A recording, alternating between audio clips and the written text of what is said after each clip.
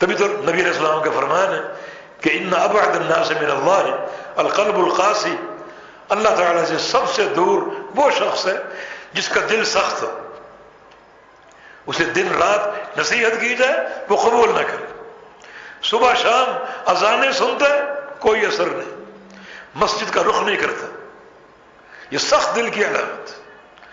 جس کے دل میں رقت ہوگی وہ نصیحت قبول کرے گا، اللہ اور اس کے رسول کے فرامین کا منتظر ہوگا، شوق سے اور محبت سے سنے گا اور قبول کرے گا۔ یہ نرم دل کی علامت ہے، رقت قلبی۔ اور یہ تبدیلی جو ہے دل کی سختی کو زائل کر کے، دل کی سختی کا علاج کر کے اس کو شفا مہیا کرے اور دل میں نرمی آ جائے، یہ قرآن کے ذریعے ممکن۔ انما المؤمنون الذین اذا ذکر اللہ وجلت قلوبهم واذا تلیت علیہم آیاتہ زادتهم ایمانا وعلی ربهم یتوکلون۔ یہ ایک مومن کی شان۔ حقیقی مومن کون ہے؟ ان کے سامنے اللہ کا ذکر کیا جائے تو ان کے دلوں میں لرزہ طاری ہو جاتا ہے، رونگٹے کھڑے ہو جاتے ہیں اللہ کے ذکر سے، اس کے فرامین کے ذکر سے، اس کی آیات کے ذکر سے، اس کے اوامر اور نواہی کے ذکر سے کہ اللہ نے یہ حکم دیا، تو ان کے دل لرز اٹھتے ہیں، وہ تصور میں کھو جاتے ہیں کہ یہ حکم اللہ نے دیا، مانا ساتویں آسمان سے اترا، مانا جبریل امین لے کر ہے، مانا یہ حکم قلب محمد صلی اللہ علیہ وسلم پر نازل ہوئے۔ یہ تصور کتنا ہیبت ناک ہے، کتنا عظیم تصور۔ اس لیے جب وہ سنتے ہیں کہ یہ اللہ کا امر تو ان کے دلوں پر لرزہ طاری ہو جاتا ہے۔ یہ ایک مومن کی علامت۔ اور جو شخص اللہ تعالیٰ کے احکام سنے، نبی علیہ السلام کے فرامین سنے، نبی علیہ السلام کے فرامین بھی تو وحی الہی ہے نا، وَأَنزَلَ اللَّهُ عَلَيْكَ الْكِتَابَ وَالْحِكْمَةَ، اللہ نے آپ پر دو چیزیں اتاری، ایک قرآن اور ایک حدیث، وہ بھی تو اللہ کی وحی۔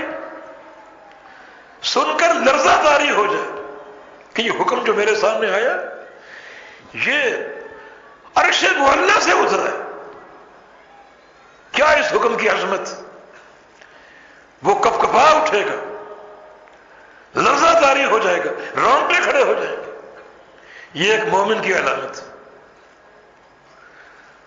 ان لوگوں کے ایمان کا کیا کہیے جو اللہ اور اس کے رسول کے فرامین کو سنتے ہیں اور قبول نہیں کرتے، اور ان لوگوں کے ایمان کو مزید کیا کہیے جو اللہ اور اس کے رسول کے فرامین کو سنتے ہیں تو چونکہ یہ مذہب کے مطابق نہیں اس لیے ان کو ٹالنے کی کوشش کرتے، رد کرنے کی کوشش کرتے۔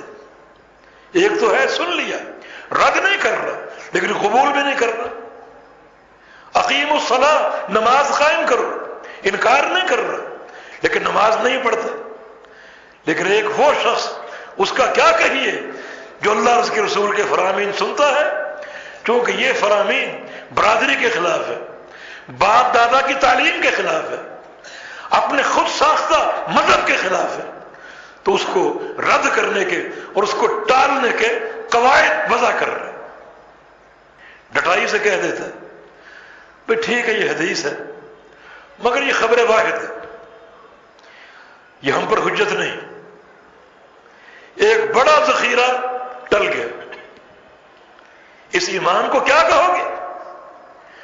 ٹھیک ہے یہ حدیث ہے لیکن جناب یہ عقل میں نہیں آ رہی، اس کا راوی غیر فقیہ ہے،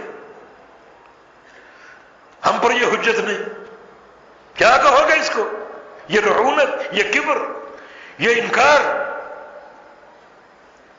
وجلت قلوبہم، دلوں میں لرزہ طاری ہو جاتا ہے، جناب ٹھیک ہے یہ حدیث ہے مگر یہ قرآن کے عموم کو خاص کر رہی، یہ قرآن پر زیادتی، لا حول ولا قوت۔ نبی علیہ السلام کے فرامین قرآن پر زیادتی ہو سکتے؟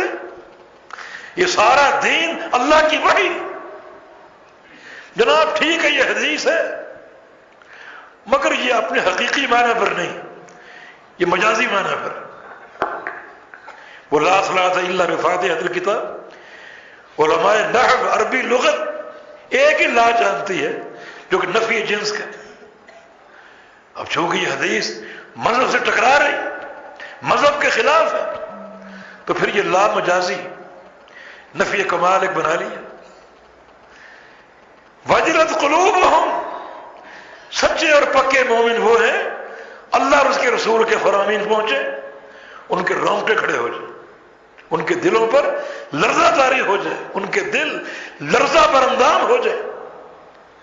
وَإِذَا تُلِيَتْ عَلَيْهِمْ آيَاتُهُ زَادَتْهُمْ ایمانا، اور اللہ کی آیتیں ان پر پڑھی جائیں، اللہ تعالیٰ کی آیات کو سنیں تو ان کا ایمان بڑھ جائے، ان کے ایمان میں اضافہ ہو۔